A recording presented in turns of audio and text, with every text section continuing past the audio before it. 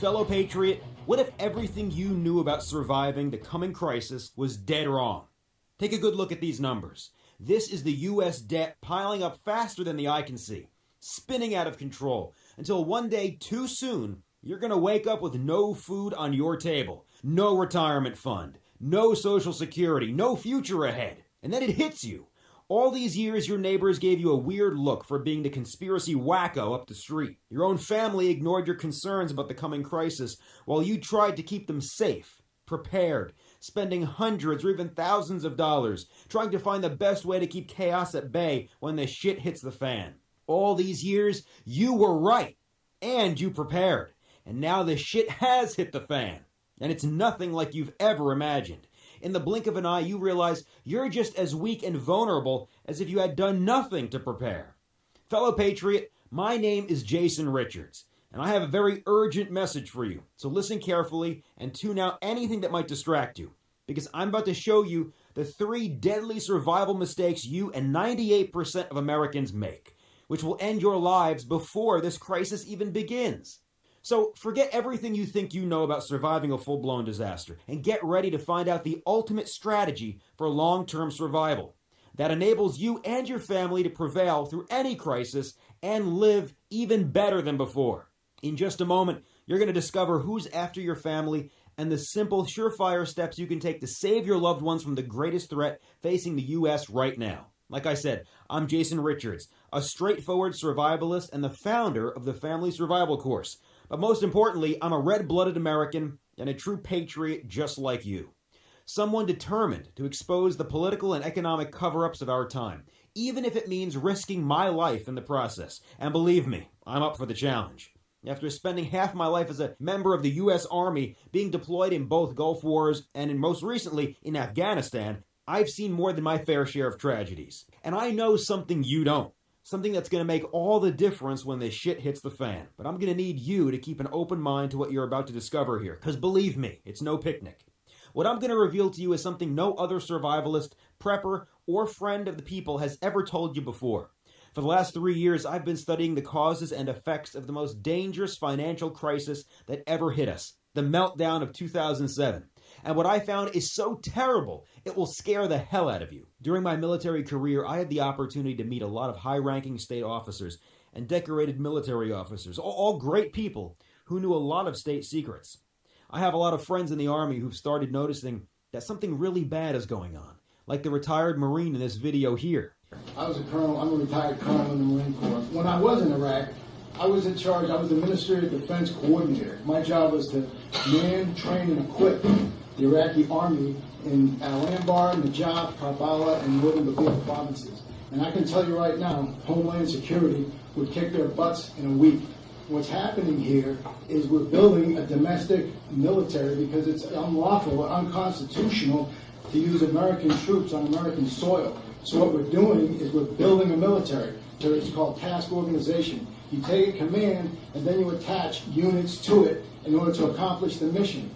What's happening is Homeland Security is pre-staging gear, equipment, consistent.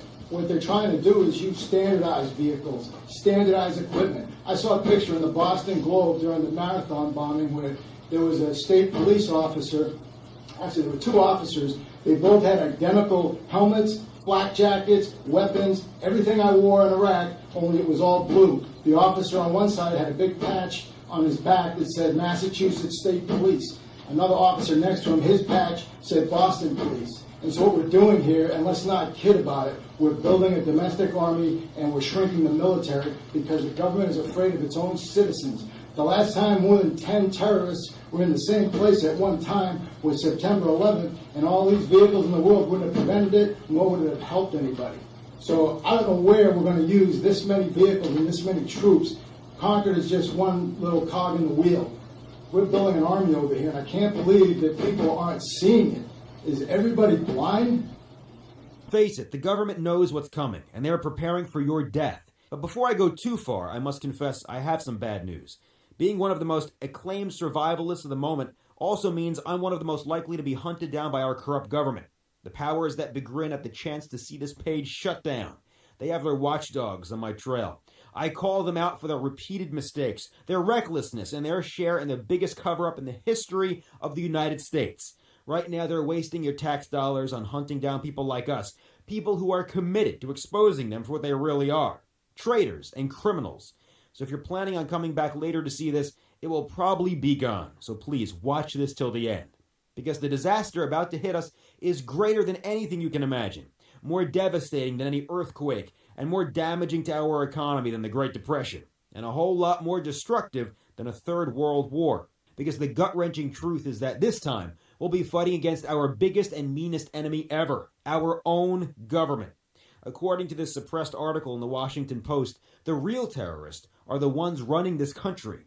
America is the largest sponsor of terrorism in the world and is terrorizing its own people into compliance and docility by spying on all Americans, using Homeland Security law to crush dissidents, labeling peaceful protest as terrorism, threatening to indefinitely detain American citizens without cause and without due process, and even threatening to kill any U.S. citizen on a whim. Right now, our good-for-nothing president is trying to fool everybody into thinking that things are not as bad as they look. But don't let yourself be fooled.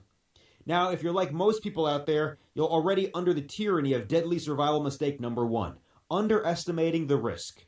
We all know a crisis is coming, and yet we fail to see that it's already started. Whenever the right elements come together, collapse is the only possible outcome. And all of those elements are in play right now. Overwhelming national debt, rising food and fuel costs, rising unemployment, violent protests spreading like wildfire. It's all happening right now. But history shows us it didn't happen overnight. It never does. From the economic collapse in Spain to the revolution in Ukraine, every crisis has a starting point and a steady climb until the bottom falls out. And that's what gets most people tangled up. The gradual decline that tricks everyone into thinking things will go down a certain way and that there's going to be enough time to save themselves and their families. That's called tunnel vision. You prepare for what you imagine will happen and fail to see the real chaos lurking right around the corner. A quick look at inflation today will show you the official rate is 2%, less than 1/3 the rate it was 5 years ago. But if you believe that, if you trust the official numbers, you've got another thing coming. The truth is that for more than 16 years, the government has manipulated the numbers and underreported inflation by calculating the core inflation rate, which excludes gas and food prices. Since 2008, energy prices have tripled. Food prices have doubled. Right now, food inflation is so bad that food companies are forced to hide it in smaller packaging in a desperate attempt to keep their prices intact. Because of this hidden inflation, our dollar is devalued more and more each day. Every dollar you earn buys you less and less, and you are working more for less pay. And it's only getting worse. According to the government, the unemployment rate just dropped to 6.7%, the lowest it's been since 2008. According to a study published by Reuters, the real unemployment rate is actually 10.8%. That's 4 points higher than what our government is telling us, and it's rising. What's happening here is simple. To fix the high unemployment rate, our government chose to create new jobs like they should, but just change the definition of unemployment instead. So they swept the dirt under the carpet, changing the way the unemployment rate is calculated, and redefining unemployment as the number of Americans receiving unemployment benefits. If you've stopped receiving benefits, it doesn't matter that you haven't had a job in years. In Uncle Sam's eyes, you're not unemployed. The Fed does that because whenever the unemployment rate and inflation drop, the confusion is that the economy is getting better. That means they can start raising the interest rates again. And this is where the banks come in and pass that increase on to you, the honest, hard-working American. Right now, there are only 86 million working Americans who support a whopping 317 million people. 40% of our working class is made of baby boomers, those born right after World War II. And they're approaching retirement fast. As of last year, a large percentage of those people have already left the workforce. In a few short years, when this phenomenon reaches the final stage, we will have to start importing not only our workforce, but everything else, from food to energy. With only 1 in 6 Americans still working, our productivity will drop to lows it hasn't reached since before the industrial age. What's even worse, less people working means less people with money to spend. Modern economy is built on buyers. In other words, it's fueled by market demand. When the market demand will drop to a halt, every American company will crash and burn, practically overnight. Imagine the day when only a handful of all Americans will still have a job. Who's going to drive the trucks to deliver food to your town? Where are you going to find a doctor when you need it the most? Or a policeman to protect you from getting killed? An ambulance to take you to the hospital when you've been shot? If you didn't know this already, the biggest single owner of the national debt is the Social Security Trust Fund, aka your retirement money. If you think the stock market crash that caused the 2008 recession was bad, wait till you see what 3,000%, 4,000%, even 10,000% inflation looks like. You will wake up one morning and there won't be any more food, not in any supermarket across the country. The image of empty shelves will haunt you day and night. And the only thing on your mind is going to be, what's my family going to eat tonight? Do we have enough food to keep us from starving until the crisis passes? But even if you get a tip about a supermarket restocking its shelves a few hundred miles away from your home, you won't be able to afford the gas to get there. Preparing for the unknown is a hard thing to do, and without the right information at hand, it can all go south in a matter of seconds. That's why you need to be fully aware of the imminent danger ahead without getting caught in a tunnel vision. Because if you only prepare for what you think might happen, you only get one shot at getting it right. Did you ever stop to think what will become of you and your family if you get this one wrong? Because it's all just one big disaster waiting to happen. And to make things even worse, here's what the experts predict for 2016. Warren Buffett, who's made his billions guessing the future of the market, is offering a much scarier kind of forecast these days. The Oracle of Omaha has been using recent public appearances to predict new terrorist attacks on the United States. Buffett declared, "We're going to have something in the way of a major nuclear event in this country. It will happen. Whether it will happen in 10 years or 10 minutes, it's virtually a certainty." You think 9/11 was bad? Warren Buffett is saying that what's about to hit us will make 9/11 look like child's play. He says it will be a $1 trillion event. Imagine the U.S. economy grinding to a halt not for days or weeks, but years or even decades. And this is unbiased information from a Democrat. So if you're betting your life on only one card and hope it will all play out your way, you're bound to make the second deadly survival mistake, stocking up on the wrong things. Medicine, food, water, electricity, fuel, and guns. These are all equally important in a survival scenario.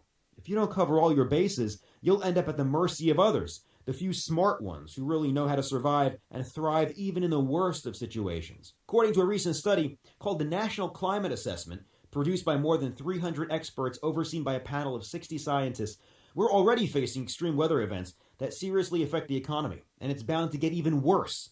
Rising seas in the south put major cities like Miami at risk. From rapidly receding ice in Alaska to wildfires in the west, to heat waves and coastal flooding in the northeast, it all points to the massive damage that will happen to our food production industry. But food and drinkable water are not the only items you'll need when the coming apocalypse unravels.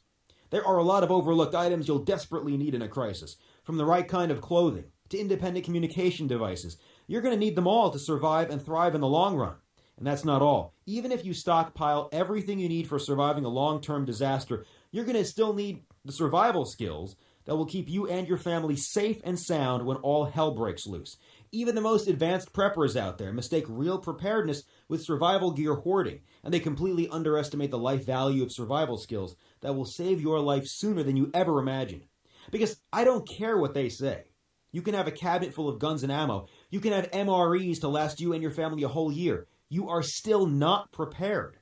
In a life and death situation, you have to be able to rely on yourself and yourself only for survival and prosperity. I'm not saying you have to waste thousands of dollars just to learn ground combat techniques or train as a doctor so you know how to save a life, but you need to know how to start a fire, how to build a latrine, how to cook your food and purify water so you don't risk catching a deadly virus, and lots of other simple skills that will most definitely decide your fate in a few short months.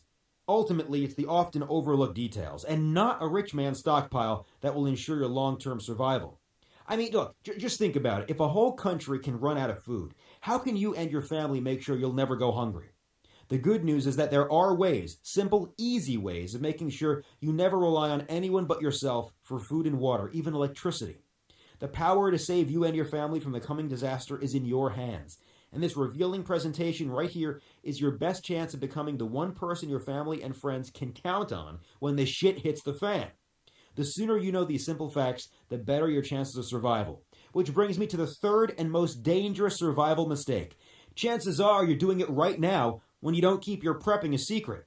With the NSA apparatus tracking most of our email accounts, web pages, phone calls, you name it, we have just a few months left as free people. And the America you grew up in has already been replaced by a state police whose oppression is getting stronger by the day.